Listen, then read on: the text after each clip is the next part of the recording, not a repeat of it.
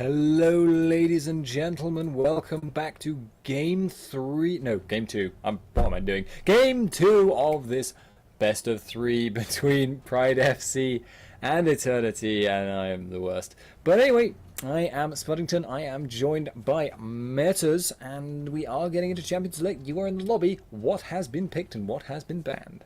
Well, unsurprisingly, Evelyn was the first ban from PrideFC, so targeted well and truly from Spontex. I hope from his perspective he doesn't go ahead with the Fiora because it didn't work out so well last time.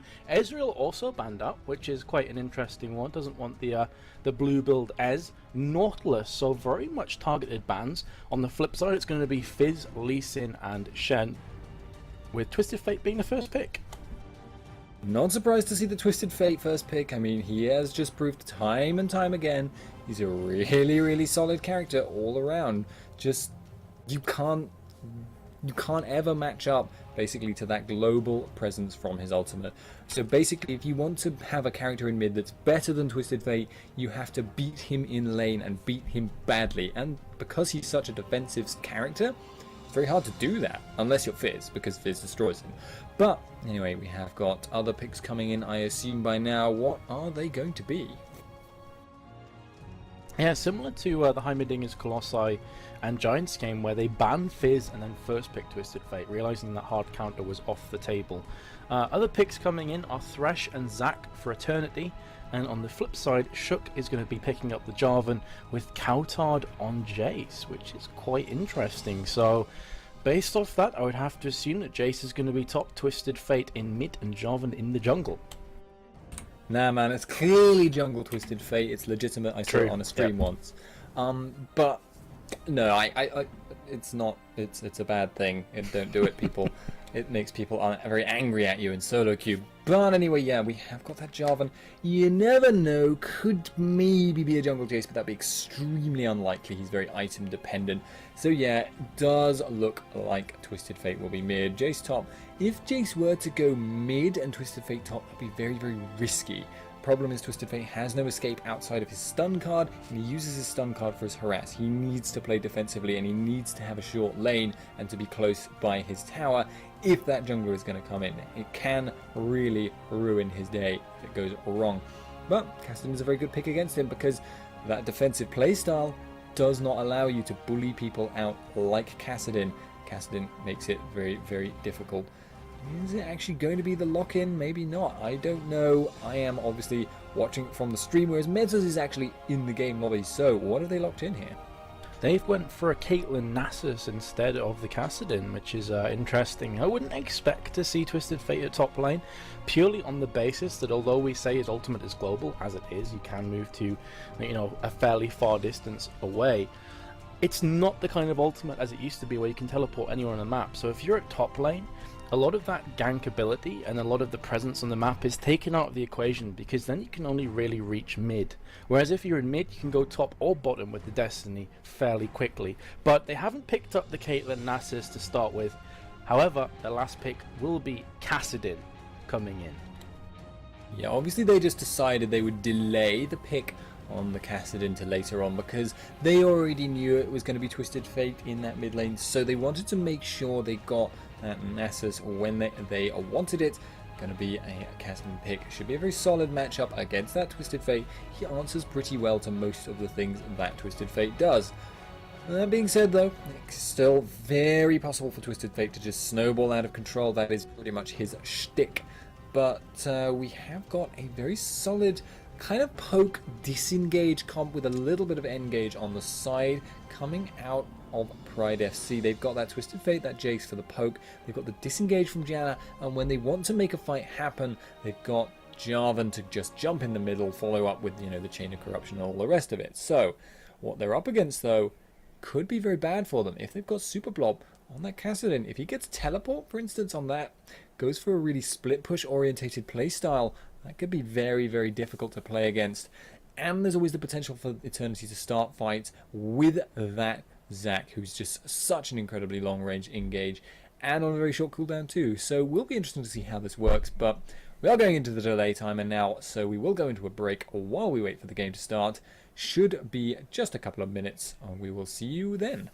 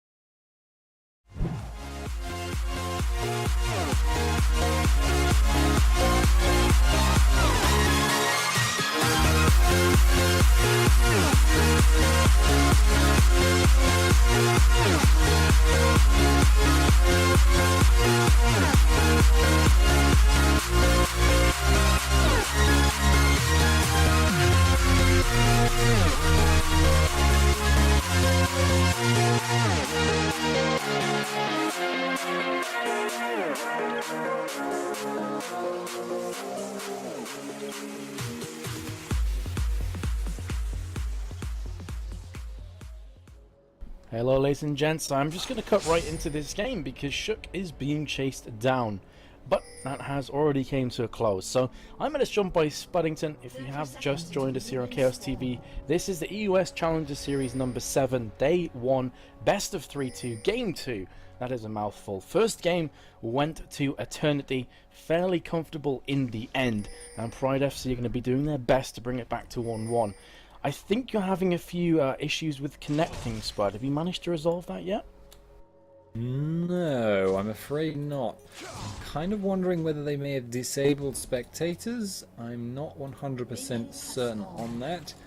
I tried to force it via quickfind, but it doesn't seem to be working for me right now. So it's not exactly what I'd describe as ideal. Obviously that will be a problem, so you may just have to continue without me for now while I try and make this work. If I can't, then you may unfortunately, in spite of your illness, have to solo cast. Yeah, that's not a problem. I would be surprised if they did turn the spectate mode off, because they had it for game 1. I don't know why they would change that up, but either way, Eternity were actually the lobby host, so perhaps that might be one of the reasons if they forgot to do it. Either way, we are into the game now. It's going to be a 1v2. No, a 2v2 in mid now. This is really strange. You've got the support AD carry facing off against Kassadin and Thresh in the mid. That's going to leave Caitlyn at bot lane, although she is starting to move up towards mid. So yeah, we are going to have the lane switch ups coming, just a tiny bit delayed there. The duo lanes in mid, it's going to be Twisted Fate against Kassadin at bot, and Jace facing off against Spontex's Zac at the top lane. I thought Zac might be jungling in Champion Select, but nope, it's going to be Nasus jungle and Zac at top. By all means, give me a shout, Spud, if you get into the game, so I know. I'm afraid it does definitely look like spectators are disabled. If I try and spectate from you via the friends list, then it tells me an unknown error has occurred, and if I look at Spurblob on my friends list, then I have no option to spectate. So presumably they have blocked out spectators, and I'm afraid I'm just going to have to love you and leave you there, Metas. I can't really do anything.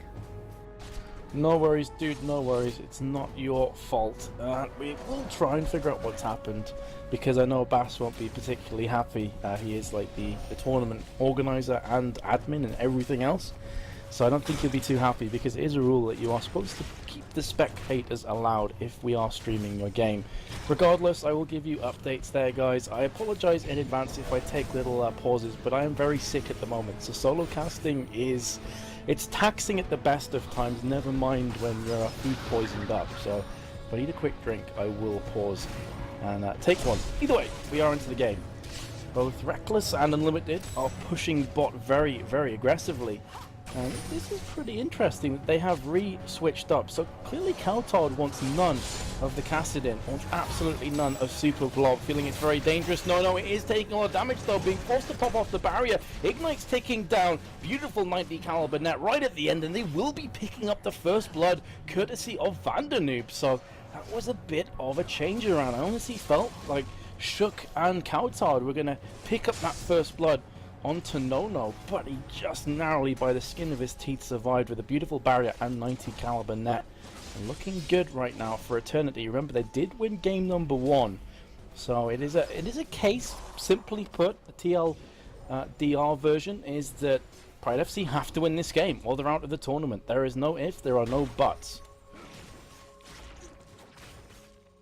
I have just been informed that they did not allow spectator mode on, so that is the reason for this problem, Spud, as you were assuming before, which is a bit of a head scratcher because, as I said, they've been told numerous times that spectator mode needs to be enabled. So I hope I can keep you folks entertained for as long as possible in the lull periods. I am a bit worried that it's going to get quite boring for you guys if nothing happens in the first 10 minutes, but I'll do my best regardless. Few Spirit Stones have been picked up from Nasus and Jarvan respectively. Tear of the Goddess early on from Jace, as expected. Speaking of Jace, he's got Spontex very low. I mean both in health and in stature. That's one of the cool perks of Zac. When you take his health down, he will reduce in size. And the pauses actually came out here from Vandernoop, so I'm not too sure what's happening here. I'll keep an eye on the chat in game and see if we are given a reason.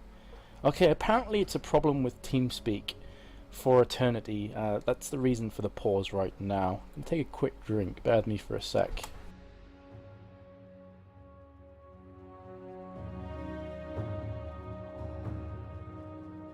I am back. So let's have a quick talk about Jace. Top lane, we have seen Extinct utilising him in mid very, very often. Superblob also has played him in mid recently. He's that kind of character that is definitely versatile. I've even seen him played in jungle and AD carry, so definitely a character of many traits, a jack of all trades if you want to say that, put it that way. We'll typically go Tear of the Goddess into Brutalizer, then Last Whisper and Mana Moon depending on how the game's going. Extinct, for example, loves to rush his Mana Moon as soon as possible because it does definitely boost up your damage very, very quickly.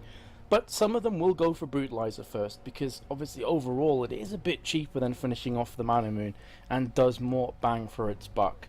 But it's all dependent on the character at hand. Still on the pause screen, and I will give you updates if we find anything else out, but right now it just seems like it is purely a case of TeamSpeak issues. So let's have a look at the lanes then. Let's have a look at some of the CS on the board, because there's not a great deal to talk about. We've only been 5 minutes through the game, so I can't even analyse previous team fights or anything else. The first blood, if you have just joined us, was a gank came in from Shook into mid. A beautiful barrier, a 90 caliber net came in from Nono, just narrowly escaping by the skin of his teeth. And Vandenoob actually picked that one up, as I think Minions actually finished off the kill onto Kaostv. CS definitely looking like it's slightly in favour of Varus, just 6 above Caitlyn. But still a tiny bit of a gap opening up. Meanwhile, at top, it is a 3 CS advantage to Zac, who actually started with the Doran Shield first. And typically, top laners aren't going to start with a Doran Shield because you want ward coverage or you want some consumables like health potions or maybe an elixir of fortitude or whatever. But Zac doesn't run off mana, so whereas Jace started with the Fairy Charm into the Tear of the Goddess, the Doran Shield will by and large tick all the boxes that Zac needs. It's going to give him health, it's going to give him regen, and also armor. So definitely an understandable pickup for Zac to take. I'm going to skip to live as we have just unpaused the game here to make sure I don't miss any of the action. Zac recalling, picks up a Giant's Belt. So again, you want as much health as possible on Zac, as tanky as possible, because his spells do cost a percentage of health. So don't want to be, burning yourself down along characters like a Mundo.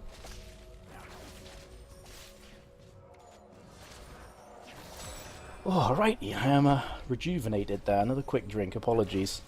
Either way, Lono and Vandenoob are pushing the mid very aggressively. Kaostv's trying his best, but remember, he put himself in this position. Shook is coming around from the side. Flag and drag will be landing as Vandenoob gets just knocked into the air, propelled at a very alarmingly quick rate, but will be able to actually escape this one. Lands the death sentence for good measure. Piltover Peacemaker comes out from Nono, and neither of the duos in mid do fall as a result, but I think it was kind of a uncomfortable feeling for Vandenoob for a couple seconds as he got knocked into the air from the shake and bake combo from Jarvan. Drake is being started off, and this is one of the main reasons why Nasus is picked up. Level 6, because of his Fury of the Sands, gives him obviously a lot of nice stats such as health and attack range. It's going to allow him to just tank up Drake by himself. Kaostv has been caught out from the flay. Drake goes down. Nono does not have level 6 yet. Just a couple of minions off. Oh, he's 1 minion away. Meanwhile, Twisted Fate goes down from Zac, who shoots across.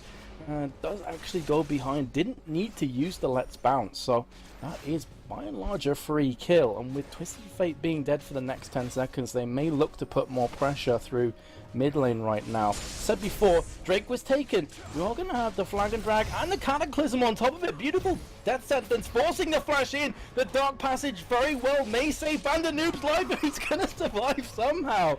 Trolling around backwards and forwards. And I think Shook just had a heart attack and threw his computer out the screen. That would have definitely been my reaction. Because somehow, some way, that is the second time that Vandenoob and Nono have escaped on absolutely no health at all. So on another day, this would be a complete turnaround with Shook looking pretty at a 2-0. But as it stands, not looking too good. Twisted Fate starting with the boots of swiftness. So it is going to make his ganks a lot more potent, but in the short term, his damage output's not going to be that good. And just with the one Doran's ring, he is fairly squishy. So definitely watch the space for some potential tower dives coming in from both Nasus and Zac. Speaking of Zac, still at top lane, still being forced back from the young buck, who actually goes with Vampiric Scepter second. This is quite interesting. I haven't seen this a great deal.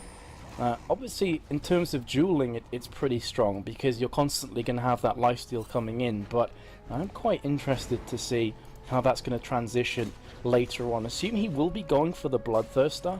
Items like Blade of the Ruined King aren't that good on Jace. He prefers like just burst damage because it goes alongside his Shock Blast. But Vandernoob is going to be coming head to head with Shook, chasing after him. And this is going to be a blue steal courtesy of Agent. So blue's been taken, Young Buck from the side is level 8. He's going to do a lot of damage here, but Flay backwards, Zac in the meantime is coming in. Will be slingshotting his way to victory. Destiny has been popped as well, but has the damage already been done here? Kaostv gets himself caught out, will be going down courtesy of the Nasus, but does manage to pick up a kill just beforehand. So nice stuff overall, but that is a 1 for 5 scoreline overall with a 1 for 0 tower advantage in the hands of Eternity. They did win game number 1, so PrideFC well and truly on the back foot right now. Reckless trying his best to just push this tower down. Does have a pretty nice CS advantage over Caitlyn, but with Caitlyn's kill and 2 assists and the dragon to boot, she is going to have a nice little gold advantage. Tower goes down. Let's have a look at the gold advantage actually. So Caitlyn's 3.8k, whereas Varus is 3.5k. So about 300 gold lead, even though she is behind by 13 CS.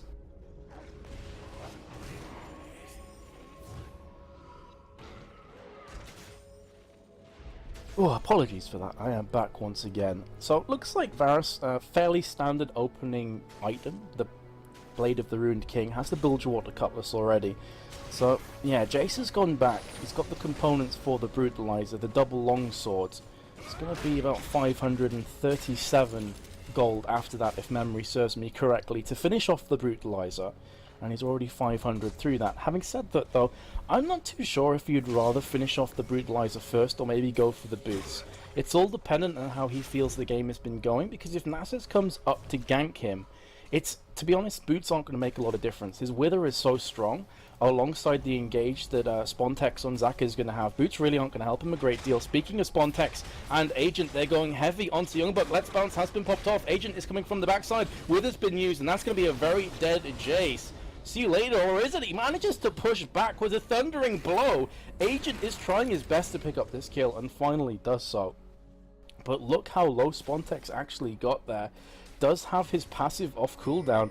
Meanwhile, Kaostv is coming towards top lane. Lands the gold card, going to be running away. Flag and drag from the meanwhile, but teleport is being utilized in the meantime from Kassadin coming around from the back. Kaostv's going to take a lot of burst damage here from the Null Sphere and the slow afterwards. Agent popping the Wither down. Kaostv is in a dangerous predicament right now, but I think he's going to be okay, or is he? Because the Rift Walk and the Null Sphere comes in. Meanwhile, at bot, Varus will be taking out Thresh. So we have global action kicking off. Reckless is looking pretty good at the moment, and Varus is one of those kind of AD carries that in team fights he really starts to excel. He brings a lot more to a team fight than Caitlyn does, for example. Nice mobility from Caitlyn with a 90 caliber net backwards and the pilt over Peacemaker, as we see so often, but doesn't manage to secure the kill onto Unlimited. But with Spontex waiting in the shadows, I think Nono's aggression gave the gig up there, because suddenly in a 1v2 he was pushing the envelope, and that's pretty much where the spidey senses begin to tingle for Reckless and Unlimited. They're like, okay, there's probably a gank on the cards, because we can't see Zac, we can't see Nasus.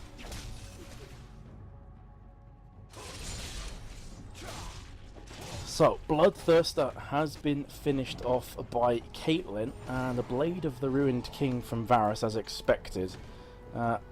So yeah, the first he went with the Brutalizer first and obviously had enough gold to go for Boots of Speed afterwards, and that's pretty much expected from Jace. The Vampiric Scepter, I feel, was just for sustain in the lane, because Zac can do a fair amount of poke damage. He can do a fair amount of, you know, sustained damage and keep it up and keep it going. Especially with the Sunfire Cape. He's 2-0-1. So this is a very nice start from Spontex. Drake is back up again, back up for contention. And with Kassadin's teleport on cooldown, this could be the moment to strike, to try and get one of those global objectives underneath their belt. So are PrideFC confident enough to challenge the 4v5? With every second that they spend here, Kassadin gets closer and closer. He will start to close this gap very quickly. Ace in the hole comes out, lands on Shook.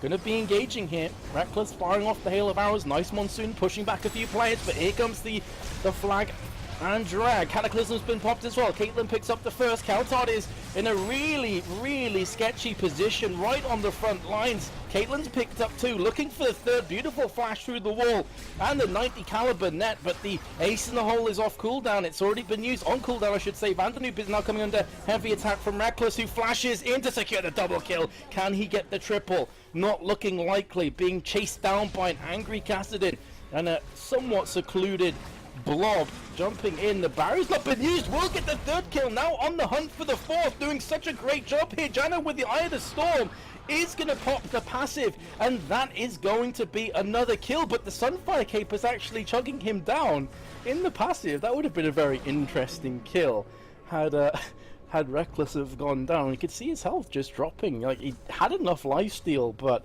I was a bit worried for him. So that team fight, normally this is the stage where I'd stop talking and say to my co-caster, like, analyze that team fight for me, please. But all I could really get a sense from, in fact, hold the thought, because Reckless is being chased down by Agent, wrong place at the wrong time. He stole the red buff and flashes away.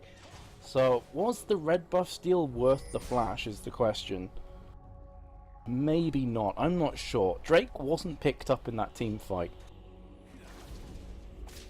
But it was an interesting one, because typically Twisted Fate wanted to be at the back line spamming away his wild cards and just constantly putting down damage, but he was caught in no man's land.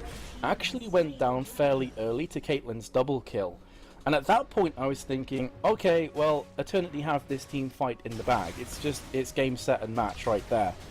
Nope, because Reckless was just so strong, and I honestly felt like he was going to die. Suddenly barrier out of nowhere, waited till the perfect second, allowing his support of Unlimited to come back in with the Eye of the Storm, and as you saw, just picked up the pieces. Definitely giving PrideFC a glimmer of hope in this game. Still very close, just 700 gold in it. So even though the scoreline looks to be definitely edging towards Eternity, you have to factor in more things than that. Towers, 2-1 in PrideFC's favour. They did just get a pretty nice team fight, and the Drake, however, did fall to Eternity Agent. So it is one of those kind of games that just goes backwards and forwards in neither court right now. Important to note though, that even though PrideFC are trying their best to make a comeback, all of their kills are situated on Varus. He is 6-0, and while that's absolutely all good and great for Reckless, team-wise, not so great. Twisted Fate 0 for 5, Jace 0 for 3. Neither of them are actually fed. Neither of them have huge amounts of items. I mean, just look at Twisted Fate's build. He has 1.5k in his back pocket, so this is going to change soon. But for 17 minutes through the game to have Boots of Swiftness and basically a Cage's lucky pick, I mean, that's bare. That's really, really bare. Jace has just recalled to pick himself up a Mana Moon.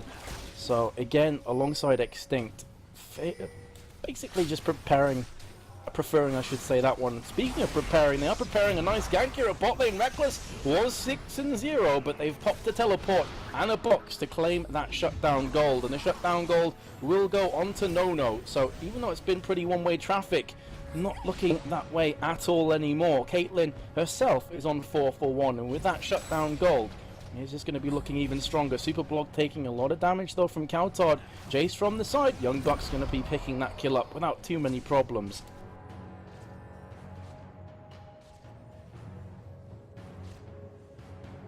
Oh, apologies again, ladies and gents. I hope this is somewhat entertaining. Solo casting while sick is not the greatest of things, so I'm trying to conserve my energy in case we get like a 50-60 minute game, because the last thing I want is to go to like this ridiculously climactic end and my voice just goes. That would suck, seriously. So if I take momentary pauses, I apologize in advance, but there's not a great deal I can do about that. A couple of towers have just gone down.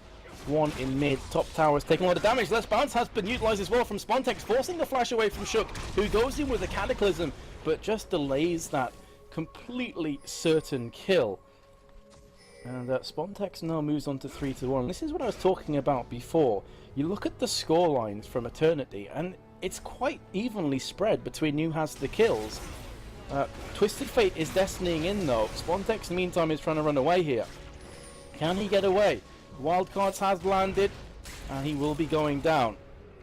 I was just wondering that, is he going to try something sneaky? Is he going to try something cheeky and elastic slingshot his way over the wall and escape? But that's not going to be the case. He did have flash off cooldown, but this is a smart play. Like, a lot of players will just burn flash as soon as they see you're in a predicament, but if you realistically know that your chances of surviving are unbelievably small, why would you burst that cooldown? Why would you pop this flash when you could save it for when you respawn and save it for a really good time? Especially when you consider that Let's Bounce is such a huge initiation tool. If his slingshot is slightly off, having the flash up can be the difference between winning a team fight and losing one. So again, it's just smart play to keep your flash when you know you're not going to survive regardless. No has occupied the top lane. He's going to be pushing this, but Howling Gale comes down from Unlimited. Eye of the Storm on the tower as well, which will shield it off, but it is going to be going down regardless. That is a 3-for-3. Monsoon's been popped there. The Flash Monsoon, such good play from Unlimited, putting No in a really difficult situation. Jace is going to be coming in to pick up his third kill. And that is the power of Unlimited on Jace. You can flash behind, Monsoon backwards, similar to a Lee Sin combination where he'll flash behind you or ward jump and then Dragon's Rage you back into the team. Pretty much an identical idea and executed to perfection, with Janet managing to survive as well. So, you know, I was speaking a couple minutes ago about how all the kills are occupied on Varus. Well, Jace is starting to get his way back into the game, finishing off his Muramana and building towards the last Whisper. As I said before, once those two items are completed, his poke damage is going to be pretty painful. That being said though, Nasus is pretty tanky, level 13, has the Spirit of the Ancient Golem, and let's have a look how much gold, so I have a feeling he's hanging on to quite a bit. There we go, yeah, 1.5k. It would not surprise me, judging off the items that he has right now, if he went for the Runic Bulwark next, or of course the Aegis of a Legion first, and then built into the Runic Bulwark later on.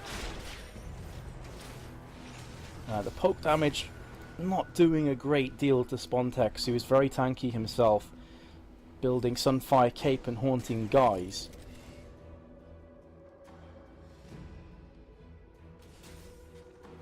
So at times like this, I wish I had two monitors, because in the lull periods I could be asking the chat questions and like interacting with you guys, but I only have the one screen, so when it's really slow like this, I just find myself like wondering what to talk about. Which probably isn't a good sign for being a caster, but you normally do work off a co-caster. Drake has respawned, and it is going to go down within 3 or 4 seconds, so you've got to say that Eternity have had sublime control over the objectives from pretty much the first few minutes. Vandenoob, interestingly enough, has got himself an Oracle's Ace in the Hole comes down just as a poking tool to try and get Kaostv a bit low. And it doesn't have a great length of a cooldown either, Ace in the Hole. It's just, let's have a look, just 75 seconds, so just over a minute and it'll be back up again. It's the reason a lot of Caitlyn's will just pop that off randomly in team fights. Look for the squishiest members of the opposition team that could be a threat potentially, and just try and pop them down a tiny bit. It's not doing a great deal of damage, but Caitlyn's items are actually very scary. Building towards an Infinity Edge alongside Bloodthirster. And you could say that, you know, Varus's items are scary on top of that with Blade of the Rune King and Infinity Edge. The death sentence has landed. Spontex coming in from the side, flashing in with the Let's Bounce as I was talking about before. They've picked up one. Caitlyn is hungry for some kills. This is not looking too good right now from PrideFC. Wildcards come out. Kassadin flashing in with the Rift Walk, just doing a massive chunk of damage on towards Kaostv, but actually Varus is pick up one. Very nearly gets the second on top of that. on to Spontex, and Spontex will be put into his passive courtesy of Shook's flag and drag, but still that is a 1-for-3 exchange, soon to be a 1-for-4. Piltover Peacemaker will connect and make it the aforementioned 1-4. And you gotta say, that was just a beautifully placed engage coming out from Eternity. Spontex on the blob, Zach just jumping in from the side, flashing in with the Let's Bounce as well, making sure that he landed as many hits onto opposition backline as possible. Like I was saying before, you want to flash in. Sometimes the elastic slingshot's not going to be enough. And that's exactly what he did, and set it up nicely for the rest of his team. Vandanoop's taking a lot of damage here actually from Young Buck, who has been silenced, flashing in himself, forcing the flash from Vandanoop. It's only going to be a matter of time before that transform comes back off again. Could try a long range snipe. Here we go. Is it going to connect? Get Sniper Son, but it's not going to be enough damage. So somewhat of an anticlimactic end. Destiny's been used from Twisted Fate is going in, but the Rift Walk is so difficult to lock down, and to be fair, Kaostv only had a red card anyway, so may not have picked up the kill regardless. However, he will be taking down the enemy's blue buff, or will he, because Agent is lurking. No, Agent not wanting to even try gambling this, realizing there are at least 2 or 3 players in the bush, and with Spontex at top alongside No, that would have been a pretty dumb idea. So, as expected, Runic Bulwark has been finished off next from Nasus, and it does make a lot of sense, because Jace does, he's not like obviously an AP carry, but he does do magic damage alongside Varus, and of course on top of that you got Twisted Fate, who started very, very slow with the Cage's lucky pick, and that's normally a sign that Twisted Fate is struggling. The Cage's lucky pick into Twin Shadows is, not only is it an extra CC tool to try and secure kills, but also against characters like Kassadin and Zac, who are predominantly magic damage. It's a good way of obviously keeping himself alive longer and also getting the vision. Second item was the Sonya's Hourglass, which is just a must-have item. He has landed his gold card and the wild cards as well. This could be a turnaround. Thresh goes down very, very quickly. Reckless is still doing a ton of damage on towards Spontex. He may be picking up this kill very shortly. Gold card has been used again. The passive was down. The Chain of Corruption, meanwhile, is going to be coming in thick and fast. Caitlyn will be taken out. Jarvan, though, can she stave off the onslaught? Young Buck jumping on her face. That's the double kill. Looking for the triple right now. Can he get the 3 of a kind? Super Blob is running away, but Young Buck is in hot pursuit. Nice Rift Walk though from Super Blob. His flash is not available, but he's a very, very tricky player to come up against. He's actually going to take down Young Buck. I did not see that one coming, and I honestly feel that Young Buck didn't either. He was like, I'm getting this kill. Oh wait, I'm dead. How in the hell did that happen? Well, you have no magic resist other than Mercury Treads. That's probably one of the reasons it happened, and Kassadin has a fair amount of items to his name. But still, I was certainly surprised, as I'm sure you could hear, that Young Buck got killed, and the rest of his team backed off. So no one else was bothering to chase down Kassadin, realizing that he was too slippery. And yeah, Young Buck got killed up in a 1v1 at the end there. But importantly, from PrideFC, Varus is very strong. They're starting off the Baron though, our Eternity. There's no ward coverage at all in Baron Pit. And with Varus recalling at the bot lane previously, it's going to take them a good 10 to 15 seconds to get to Baron as a 5-man unit, in which case it is long gone. That is going to be a completely free Baron, and this is such smart play from Eternity. I love this play. They are predicting, they are preordaining that there is going to be a check coming in from the support. That's exactly what happens. This is such a smart play from Eternity, because they read the counterplay from PrideFC just down to the ground. They're like, okay, they have no ward coverage. They're going to be curious if Baron is down. When they do so, we'll pick up another free kill or two. That's exactly what happened, and now they're looking even stronger. Gold difference though, not a great deal, just 4k, and 4 to 3 on towers. So although they do have a Baron buff and have picked up the kill onto Unlimited, this is still anybody's game. Of course, I would be dishonest if I weren't to say that Eternity are in the driver's seat, because they absolutely are, but we've seen throws harder than this many times. Spontex has been caught there. Lots of damage coming down from Jace. The Let's Bounce is being forced to use, And the Dark Passage on top of that. Here comes the box as well. Cataclysm going in very, very deep. In fact, was it used? It was right at the end. Nice positioning from Reckless right at the back. Chain of Corruption lands onto Nono. This is a huge team fight right now. For PrideFC, they pick up a 2-for-0 trade with Baron buff, and it all started with Twisted Fate gold carding Spontex, forcing the Dark Passage prematurely, and the Let's Bounce, and a beautiful Chain of Corruption out from Varus. So, you know, if some way, somehow, PrideFC pick up this game and take it to a third, I have to say it's going to be in no small part down to Reckless's Varus play. It has been exquisite. He's on 303 CS after 28.5 minutes. That is just ridiculous CSing. And that's when his team have by and large been behind. The Drake is coming down. Is it going to be stolen? No, but they would be happy enough with a couple kills here after Field PrideFC. They've slowed down Agent. He's looking for that flash through the wall. Will do so. Gets stunned again though. Here comes Twisted Fate and Jace through the wall. This is going to be a huge pickup. And he's going to actually be in a death chamber for the next 45 seconds. This is the time for PrideFC as a mosquito flies into my eye. Thanks, mate. Awesome. Now I can open my eyes again. Thanks. This is maybe the time for PrideFC to try and make it play. And I'm going to murder that mosquito after this game. I'm going to hunt you down. I'm going to kill your family, dude. That was really nasty of you. If you've ever had a mosquito in your eye, it stings. Really, really bad. Anyway, sorry to digress there, but I'm getting a bit, you know... I'm getting away with the fairy somewhat, because I've got food poisoning and I haven't actually took a drink in like the last 10 minutes, and it's been ridiculous action. This has been an awesome game. Honestly, this has been a really, really good game to watch. So I'm happy that it's been coming down. Let's have a quick talk about some of the items on both teams. Look at the Iron Solari on Thresh compared to, well, nothing really. Like, there's lots of components on Janna which he could build towards.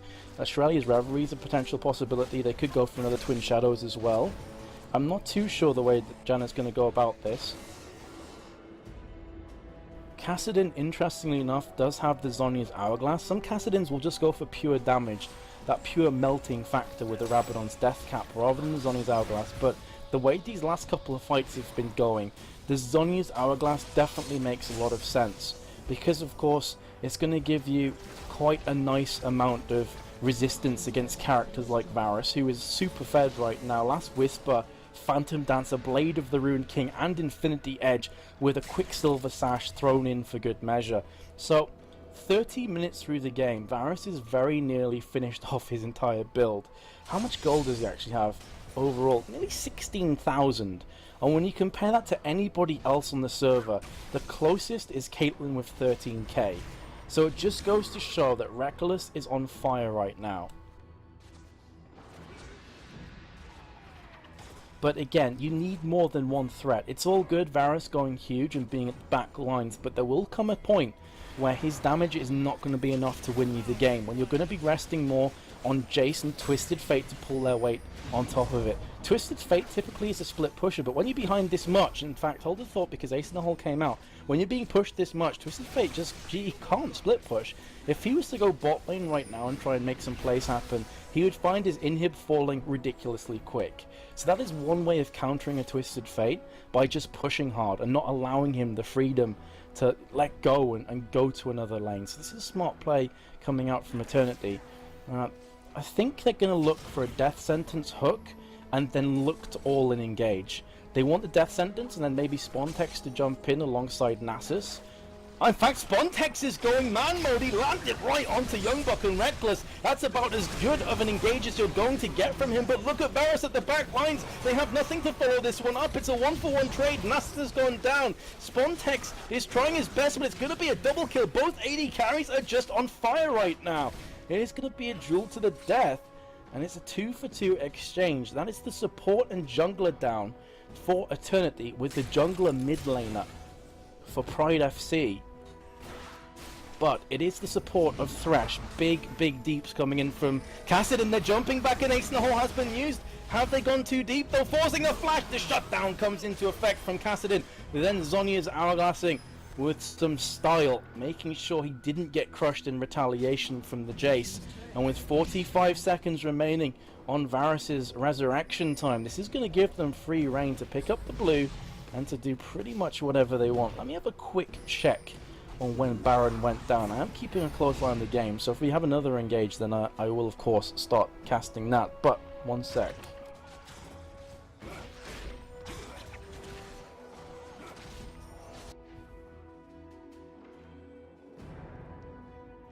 Okay, so it went down about 26 minutes, so it is due up literally any second now.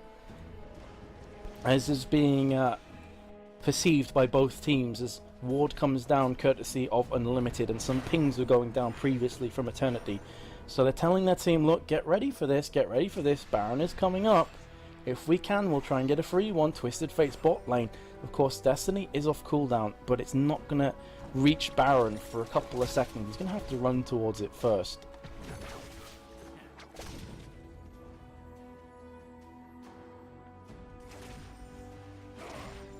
Agent is still just waiting in the wings. And we got towards that period in the game again where I think both teams are fully respecting each other. You know, they realize that there are a lot of threats on both sides, that one small mistake can be costing them the game. And as you said before, Eternity won game number 1.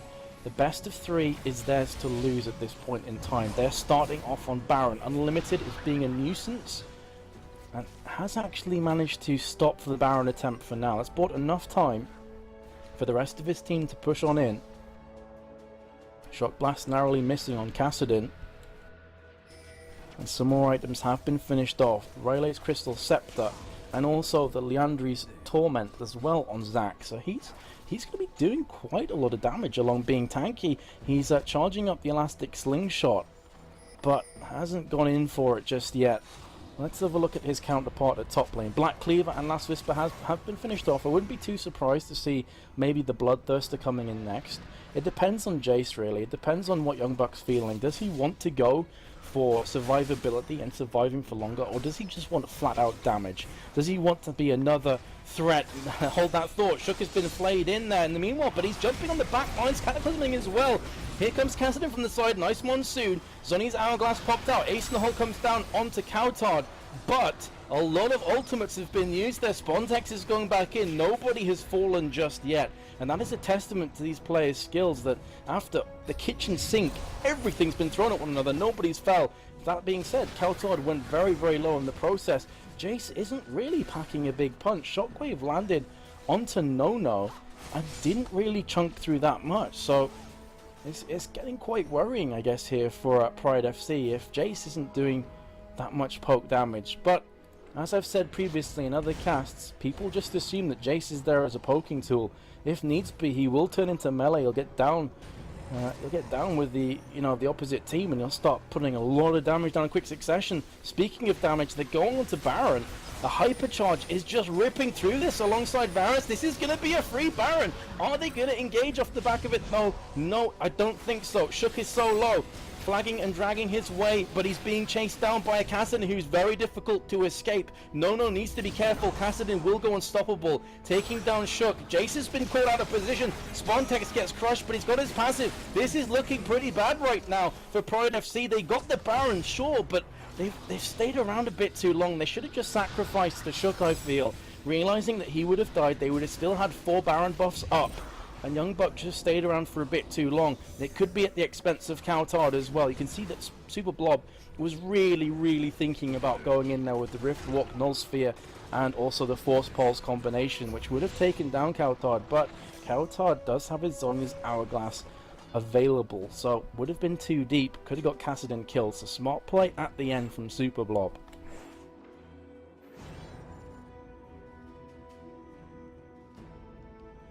Mercurials has been finished as well from Varus, so he is full item build. Maybe we see quite a few AD carries when they get enough money behind them, they might sell their boots for a Zephyr.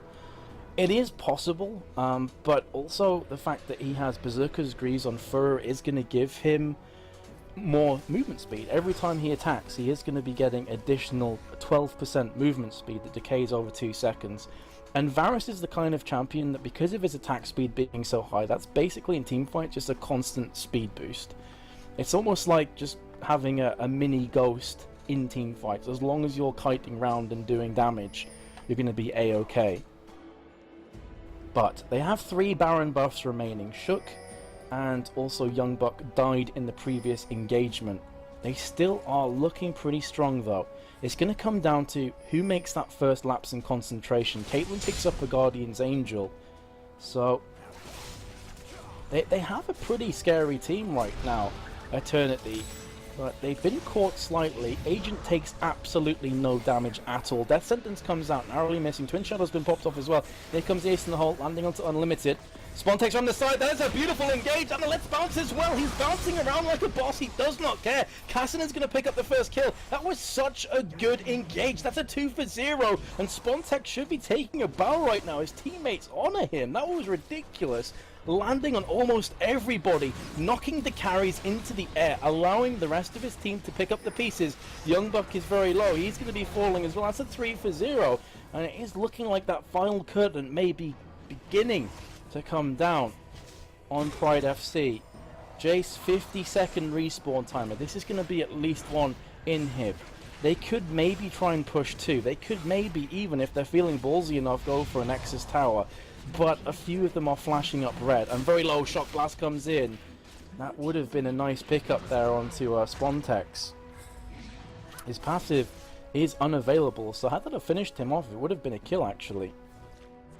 Oh, here comes the Destiny. Is Twisted Fate going to go for it? Nope, he's going to bot lane instead. Oh, Agent's actually had his recall taken away. Will be getting taken out from Reckless, so that's a pretty nice pickup. Minute Death Chamber on Agent. I wasn't sure if Nono would try and re-engage with Vandanoob, but obviously feeling like the Baron up Varus was too scary to face off against, and that recalls in the meantime. Just bear with me for 1 sec, ladies and gents. I'm going to take another very quick drink, because as you can probably hear, my voice is starting to go, so yeah, be right back.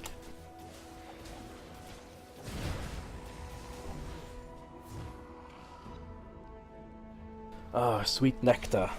Orange juice for the win.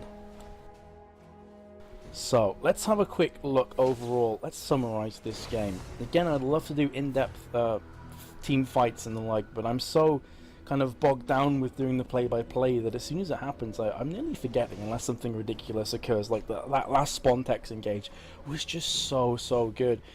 Knocking up everybody in the back lines, allowing them to pick off both Janna and also, I believe it was Shook on Jarvan. They picked them up very quick.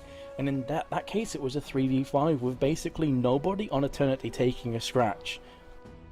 It allowed them to pick up the top inhib, but this game is still very much on.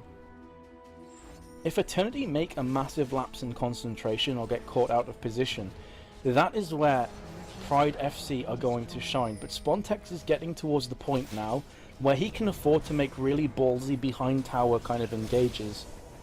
He's got a Guardian's Angel, and let's have a look how much HP he has.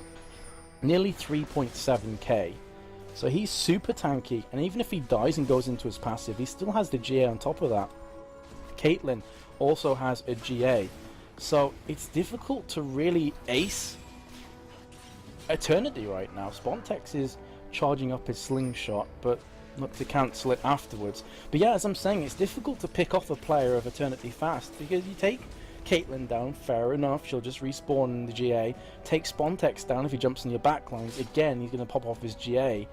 Whereas really, PrideFC want to delete somebody as soon as possible and then try and push the advantage and take quick towers.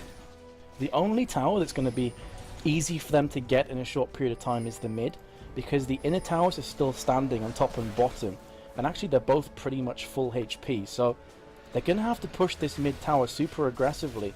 And as you can see right now, they're way back on the back foot on their inhib tower. They don't want to let to, but this is really smart play as well from Eternity. They realize that the top inhib is dead, and therefore super minions are pushing through. So at some point Varus is probably going to have to go up the top, and that's when they're going to look to engage. Meanwhile, mid is also pushing, and it's taking this tower very low, already cut through half of the HP. So Eternity don't even need to engage. They can just let the minions do their work, steal all of the jungle of PrideFC, start to snowball this gold advantage in their favor, and slowly but surely win it. Every time Baron comes up, just take it down. It will be by and large free. But As Stress has said many times when I've co-casted with him, gold will start to lose its value the later on in the game you get. When the full item builds come out, gold doesn't really matter a great deal. For Varus, for example, right now, who by the way did sell his Berserker's Greaves and went Zephyr, as a lot of AD carries do when they have plenty of gold to play with. But Varus doesn't need any gold at all. Like, he'll take it if needs be, because he would like the elixirs and maybe in oracles, but other than that, he has no use for gold. And that's what I'm talking about. That gold deficit really, right now, does not mean a great deal. They're forcing the recalls from Eternity, so sometimes the best way of fighting fire is with fire. Sometimes the best defense is a strong offense, and that's kind of the mentality of PrideFC going into this one. They're going to be taking down this inhibitor. Kassadin coming around from the backside. Have they been too ballsy though? Shook is way out of position, trying to finishing off the inhibitor, and I feel this is going to horribly backfire unless Reckless plays out the play of a lifetime. Speaking of which, he's just been burst down. This looks like it could be the GG coming in. I don't want to call it too soon, but it's looking curtains. That is a 4-for-0 exchange. The GG well played are coming in already from PrideFC. And it was a really strange engage. Jarvan wanted the inhib down. The rest of his team wanted back. They were caught in this to or fro kind of situation where it's like heads you win, tails I lose. And they ended up doing both at the same time. That was a very comfortable victory in that last team fight, but up until that point, this game was just remarkably close. So I want to give a massive shout out to both PrideFC and also Eternity for putting on a show here. First game, Eternity, I don't want to say it was a landslide, because for long periods of that game it was quite close as well, but it was definitely more one-sided than this game. So PrideFC, you know, they can hold their heads high. I feel a bit sorry for Reckless. Finishing off on 446 CS at 44 minutes. He had something, I think if I remember correctly, it was 300 CS after 28 minutes. And he was well and truly the main reason why they stayed in this game for so long. You could make an argument that Unlimited did a brilliant job of keeping him alive in team fights, and the rest of his team were basically just being that meat shield, that front line that we so often talk about. But there is no denying that Reckless, he played phenomenally well in that game. Like, he really did. And I kind of feel sorry that he had to be on the losing side. But with all that being said and done, I believe that is the last game of this evening. That is going to be the last game. So the first one was a 2-1 victory to Heimerdinger's Colossi. And the second game, as you just saw there, was a 2-0 victory to Eternity. So overall, two pretty exquisite matches. We have more EUS Challenger Series number 7 coming out tomorrow at the same time, and the day after that as well, with a best of 5 finals at the end of everything for $400. So still a lot to play for all these teams involved. Anyway, I really appreciate you guys watching. I hope the cast was bearable there, doing it solo while sick. Feel free to leave feedback, or if you liked what you heard and you want to support or whatever, you can follow me on Facebook. That's facebook.com/MetisTV. Also, Spuddington, who I'm not sure if he's still around, but he was joining me for that first best of 3 and the first game. You can find him at Spuddington Casts on Facebook, which I'm sure we'll be linking in the chat. Also, please follow the stream. It's at the bottom left. It'll just take you a click or two. And in doing so, you will be notified every single time Kaostv goes live with any content. But we're doing League of Legends predominantly right now. Typically, we do between 3 and 4 days a week. So it's definitely worth your while to give that a follow, to give it a like. Alternatively, you can go onto Twitter and Facebook, and that is just /Kaostv again. And they also have a YouTube channel where we put all our video on demand. So if this is your first time viewing the stream and you're like, hey, this is pretty cool, I want to watch more of this, youtube.com/chaoscontingency, or I believe if you go Kaostv, it'll probably take you somewhere similar. I think that's everything. I really need to go and lay down. Hey, Spud. Metis, hello. I am terribly sorry about not being able to cast that one.